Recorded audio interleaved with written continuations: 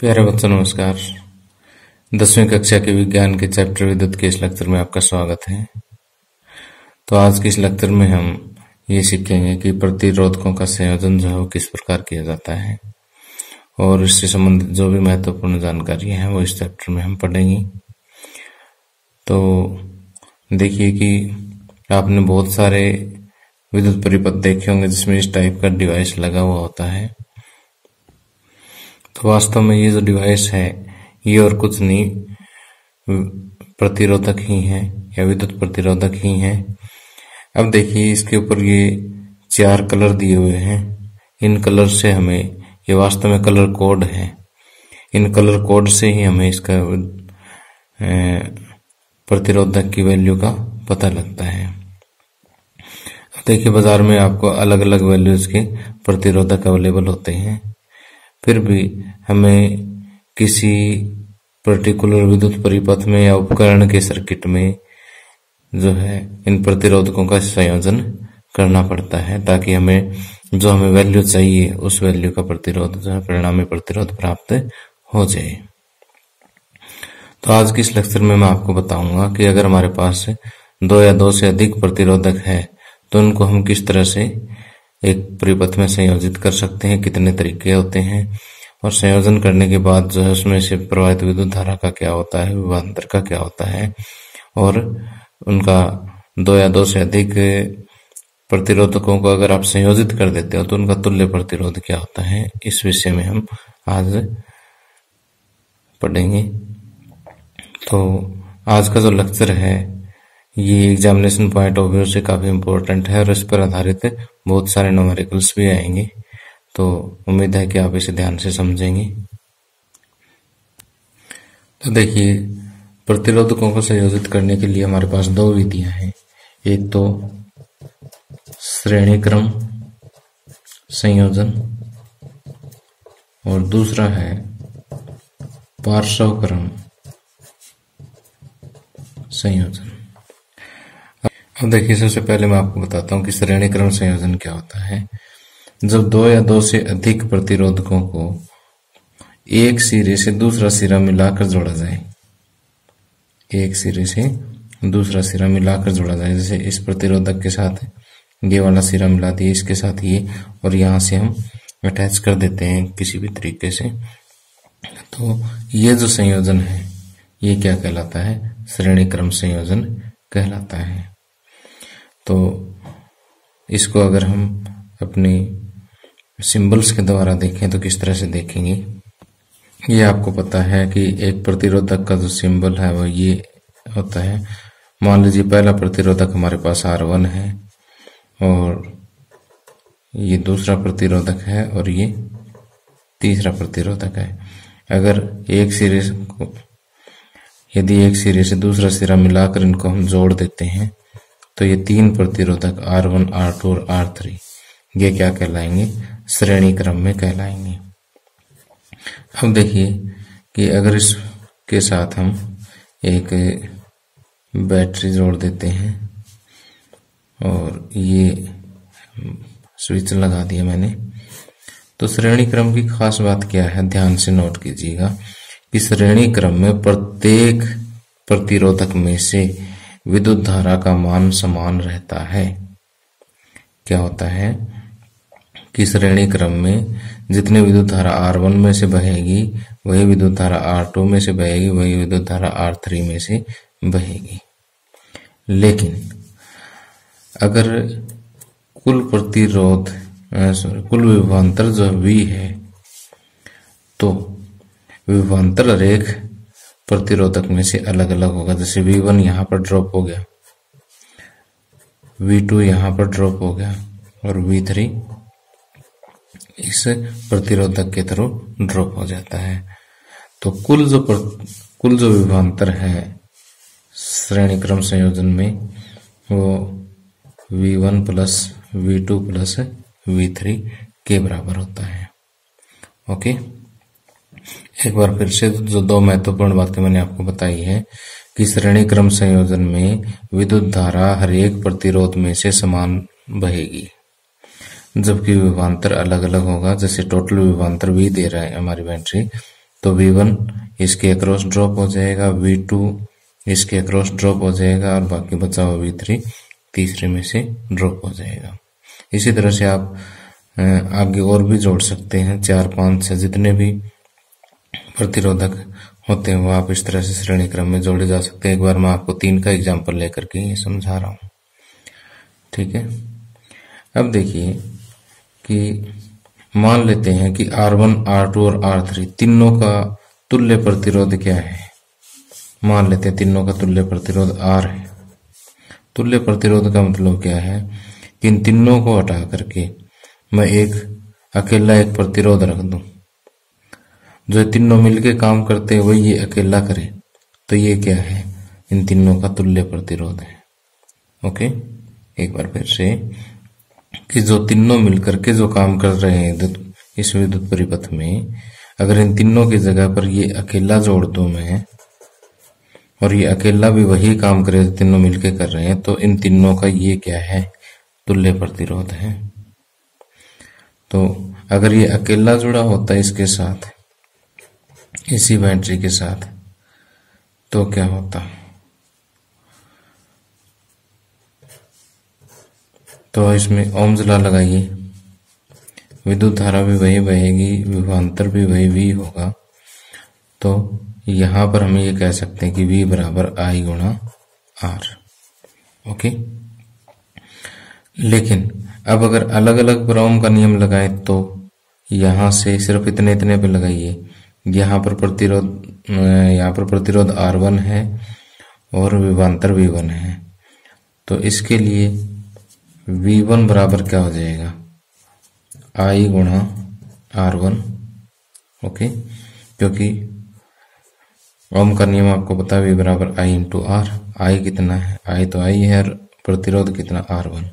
इसी तरह से यहां से यहां तक के लिए अगर आप लगाओगे तो V2 बराबर I गुणा R2। इसी तरह से यहां से यहां तक लगाओगे तो विभवांतर कितना, V3, और विद्युत धारा तो समान वही रहेगी, I। ओके, तो V3 बराबर I इंटू R3। तो देखिए इसको मैं समीकरण 1 कह देता हूं, या फिर इसको समीकरण 1 कह देता हूं, इसको 2, इसको 3, इसको 4 और इसको 5। अब देखिए कि अगर 2, 3, 4 और 5 को अगर उठा करके हम 1 में रख देते हैं तो क्या होगा, V को लिख दिया हमने I गुणा R, V1 I गुणा R1, V2 I गुणा R2 और V3 I गुणा R3। तो यहां से देखिए I इंटू R बराबर क्या होगा, I सभी में से कॉमन आ जाएगा, R1 plus R2 plus R3 बचेगा, और I से I कैंसिल हो जाएगा अगले स्टेप में, तो R बराबर R1 plus R2 plus R3। तो देखिए ये जो अपन यहाँ से यहाँ तक काम किया है, यहाँ से एक चीज समझे हम कि जो तुल्य प्रतिरोध है श्रेणी क्रम संयोजन में, जो तुल्य प्रतिरोध है वो सभी प्रतिरोधकों के जोड़ के बराबर होता है। तो यहां से हम ये कह सकते हैं कि ये तो हमने 3 के लिए पढ़ा है, अगर इस तरह से बहुत सारे प्रतिरोध अगर श्रेणी क्रम में संयोजित हो तो हम ये कह सकते हैं कि संयोजन का जो कुल प्रतिरोध है वो सभी प्रतिरोधकों के योग के बराबर होगा। तो अगर हम एक सिंपल सी बात करें कि मान लीजिए हमारे पास किसी परिपथ में ये 4 प्रतिरोधक एक श्रेणी क्रम में हमने जोड़ रखे हैं, इसका मान 10 ओम है, इसका मान 20 ओम है, इसका मान लीजिए 15 ओम है, इसका मान लीजिए 25 ओम है। तो जो कुल प्रतिरोध है इस श्रेणी क्रम में वो क्या होगा, 10 ohm plus 20 ohm plus 15 ohm plus 25 ओम।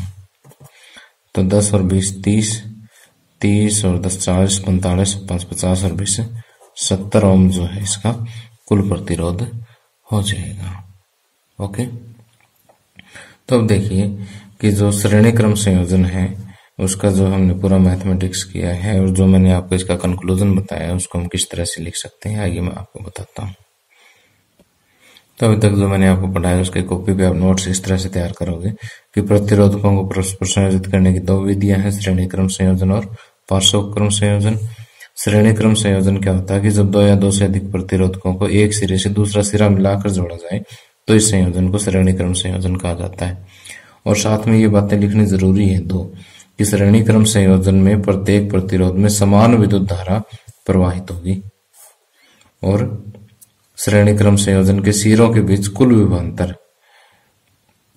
व्यक्तिगत प्रतिरोधकों के विभवांतरों के योग के बराबर होता है। व्यक्तिगत का मतलब प्रत्येक इंडिविजुअल अलग अलग प्रतिरोधकों का जो विभवांतर है उनके योग के बराबर होती है, अर्थात V बराबर V1 plus V2 plus V3। यहाँ पर ये बात समझाई है कि मान लीजिए हमारे पास 3 प्रतिरोधक जुड़े हुए हैं और उनके अक्रॉस जो विभवांतर है V1, V2 और V3 है, तो श्रेणी क्रम संयोजन में ये चीज लागू होगी कि V बराबर V1 plus V2 plus V3। अब ओम के नियम के अनुसार V क्या है, I गुणा R। R यहाँ पर बता दीजिए आप क्या है कि R1, R2 और R3 का तुल्य प्रतिरोध है। ठीक, जहां R, R1, R2 और R3 का तुल्य प्रतिरोध है। ओके, इसी तरह से V1, V2 और V3 भी मैंने आपको समझाया, वो सारा आप वैल्यूज इसमें पुट कर देंगी। और ये पुट करने के बाद जो है एक तरफ से I कॉमन आ जाए, फिर I से I कैंसिल, R बराबर R1 plus R2 plus R3। तो इस तरह से हम निष्कर्ष निकाल सकते हैं कि जो बहुत सारे प्रतिरोधक श्रेणी क्रम में संयोजित हो तो संयोजन का कुल प्रतिरोध R1, R2, R3 आदि के योग के बराबर होगा। और यहाँ से एक बात हम ये भी देख सकते हैं कि जो तुल्य प्रतिरोध होगा वो किसी भी एक प्रतिरोधक से उसकी वैल्यू क्या होगी, ज्यादा होगी, क्योंकि सीधी सी बात है जुड़ रहे हैं तो अकेले से तो ज्यादा ही होगा। ठीक है, कहने का मतलब है कि R की वैल्यू R1, R2, R3 किसी एक से ज्यादा ही होगी। ठीक है, अब आगे आता है प्रतिरोधकों का पार्श्व क्रम संयोजन। इसको कई बार हम समांतर क्रम संयोजन भी बोल देते हैं, पैरेलल कॉम्बिनेशन। अब इसमें क्या होता है कि अगर प्रतिरोधकों का जितने प्रतिरोधक हमने 2, 3, 4 जितने भी जोड़ने हैं, अगर उन सभी का एक सिरा आप देखिए कि एक जगह पर लगा दिया सभी का और दूसरे सिरे जो दूसरे बिंदु पर है, तो इस तरह का जो कॉम्बिनेशन है ये क्या कहलाता है, पार्श्व क्रम संयोजन कहलाता है। अगर इसे हम सिंबल के रूप में देखें तो मान लीजिए ये प्रतिरोधक हमारे पास R1 है, ये प्रतिरोधक R2 है और ये प्रतिरोधक R3 है। अगर इन तीनों का एक एक सिरा आप एक जगह पर कनेक्ट कर देते हैं, दूसरा सिरा दूसरे जगह पर दूसरे बिंदु पर कनेक्ट कर देते हैं, तो ये जो संयोजन है ये क्या कहलाता है, पार्श्व क्रम संयोजन कहलाता है। अगर इसके साथ आप कोई बैटरी या इसको जब विद्युत परिपथ में आप जोड़ते हैं तो क्या होता है कि जो विद्युत धारा है वो हर एक प्रतिरोधक में से अलग अलग बहेगी, लेकिन विभवांतर क्या रहेगा, सेम रहेगा। यानी इसमें श्रेणी क्रम से बिल्कुल उल्टा है कि श्रेणी क्रम में तो क्या था, विद्युत धारा समान थी और जो विभवांतर है वो हर एक में से अलग अलग था। और यहाँ पर क्या है कि विद्युत धारा विभवांतर हर एक में से सेम है, जितना विभवांतर R1 में से है उतना ही R2 में, उतना ही R3 में, लेकिन विद्युत धारा क्या है, अलग अलग बहेगी। ओके, और जो कुल विद्युत धारा है I वो किसके बराबर होगी, I1 plus I2 plus I3 के बराबर होगी। ओके, अगर मान लीजिए चौथा प्रतिरोध और भी यहाँ पर समांतर में जुड़ा होता तो प्लस I4 और कर देते हैं, अगर दो ही जुड़े होते तो I1 प्लस I2 कर देते हैं। ठीक, तो अब देखिए इसकी परिभाषा हम कैसे देंगे कि जब दो या दो से अधिक प्रतिरोध दो बिंदुओं के बीच में कुछ इस तरह से संयोजित हो कि प्रत्येक में से विभवांतर का मान समान रहे या विभवांतर दोनों बिंदुओं के बीच में समान रहे तो वो प्रतिरोधक जो है वो पार्श्व क्रम में संयोजित कहलाएंगी। ओके, तो जितना मैंने अभी तक समझाया है वो मैं आपको बता देता हूं कि जब दो या दो से अधिक प्रतिरोधक एक साथ दो बिंदुओं के बीच में इस प्रकार संयोजित हो कि प्रत्येक प्रतिरोधक के सिरों के बीच विभवांतर समान रहे तो यह संयोजन पार्श्व क्रम संयोजन कहलाएगा। और पार्श्व क्रम संयोजन में कुल विद्युत धारा प्रत्येक प्रतिरोधक में प्रवाहित होने वाली विद्युत धाराओं के योग के बराबर होती है, यानी कुल विद्युत धारा I जो है वो प्रत्येक प्रतिरोधक में से बहने वाली विद्युत धारा के योग के बराबर होती है, यानी I बराबर I1 plus I2 plus I3 होता है। यहाँ पर आप बता दीजिए कि I1 I2 I3 क्या है। ठीक, अब देखिए कि मान लेते हैं कि R1 R2 और R3 ये तीनों पार्श्व क्रम में संयोजित हैं और इनका तुल्य प्रतिरोध मान लेते हैं कि R है। तुल्य प्रतिरोध मैंने आपको बताया था कि इन तीनों को हटा करके उनकी जगह पर अगर अकेला एक प्रतिरोध हम रख देते हैं और ये अकेला वही काम करे जो तीनों मिलके करते हैं तो ये R क्या कहलाएगा, इन तीनों का तुल्य प्रतिरोध कहलाएगा। तो अगर वही बैटरी इसके साथ हम जोड़ देते हैं तो सिंपल सी बात है कि विभवांतर वही होगा और मान लेते हैं कि विद्युत धारा I इसमें से फ्लो कर रही है तो ओम के नियम के अनुसार V बराबर क्या होगा, I इंटू R होगा। इसको समीकरण 1 और इसको समीकरण 2 मान लेते हैं। अब अगर ओम का नियम हम पहले रेजिस्टेंस पर लगा देते हैं तो यहाँ पर क्या होगा कि V बराबर I1 इंटू R, तो अब हमें वैल्यू किसकी चाहिए, I1 की चाहिए। I1 बराबर V बाई R1। ओके, और इसी तरह से यहाँ पर भी हम I की वैल्यू निकाल लेते हैं, I बराबर V बाई R। इसी तरह से I2 का मान क्या होगा, I2 का मान V बाई R2 होगा, क्योंकि विभवांतर तो V सभी का सेम ही है। ठीक है, और R2 ये अलग हो गया। और इसी तरह से I3 क्या होगा, V बाई R3। अब देखिए ये समीकरण आपने 1 मानना, ये 2 मानना, इसको आप 3 मान ले, इसको 4 और इसको 5। अब अगर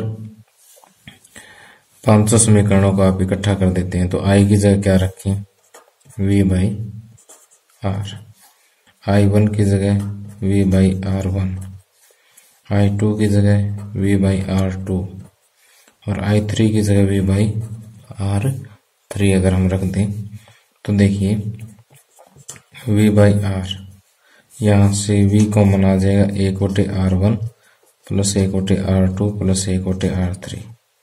अगले स्टेप में V से V कैंसिल हो जाएगा तो यहाँ से आ जाएगा 1/R बराबर 1/R1 plus 1/R2 plus 1/R3।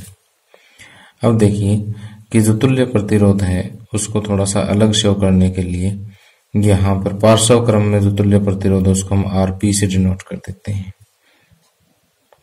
तुल्य प्रतिरोध RP।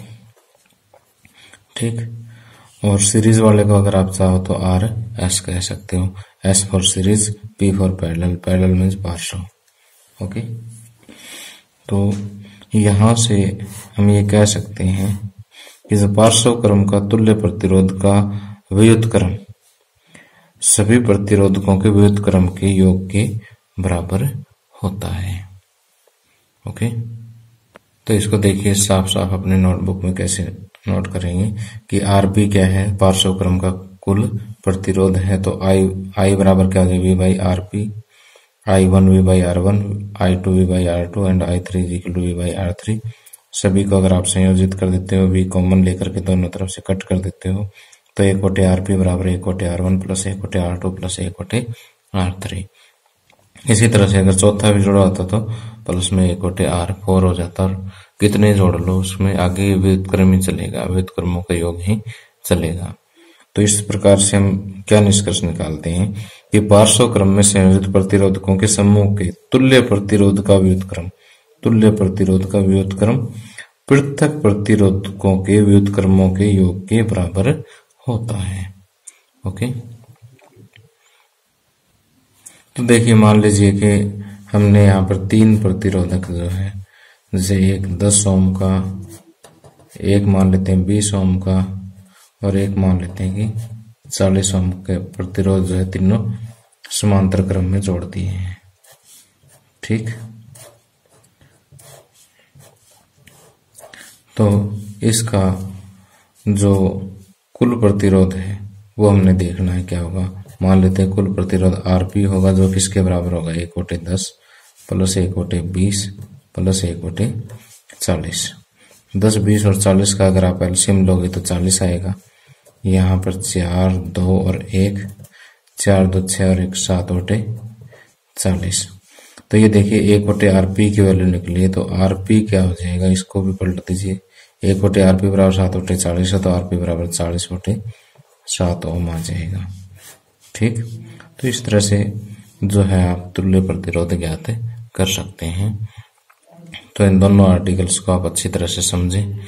और ये जो 2 फार्मूले मैंने बताया है कि एक तो श्रेणी क्रम का कुल प्रतिरोध R1 plus R2 plus R3 plus and so on इसके बराबर होता है, और पार्श्व क्रम में प्रतिरोध का जो व्युत्क्रम है वो R1 plus R2 plus R3 के बराबर होता है। 1/R1 plus 1/R2 plus 1/R3 plus and so on, ये चलता रहेगा जितने प्रतिरोध। अगर 2 प्रतिरोधकों की बात है तो सिर्फ यहीं तक ही बात खत्म हो जाती है। ठीक है, तो इन्हें अच्छी तरह से याद कर लें। इन्हीं पर आधारित हम अगले लेक्चर में जो न्यूमेरिकल्स करेंगे, जो आपकी एनसीईआरटी बुक में दिए हुए हैं।